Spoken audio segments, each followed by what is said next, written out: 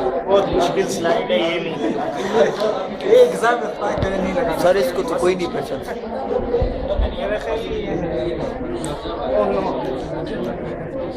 ये जिसने बता दी वो पास। बस जिसने ये एग्जाम में बता दी पास। एक बाइक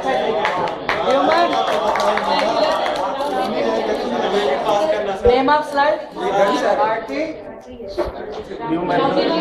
ह्यूमन ब्रोंडिड इनका इंटीमा मीडिया एडवेंटिशिया। ठीक है जी। और फिर ये एपिथेलियम यहाँ कौन सी होती है?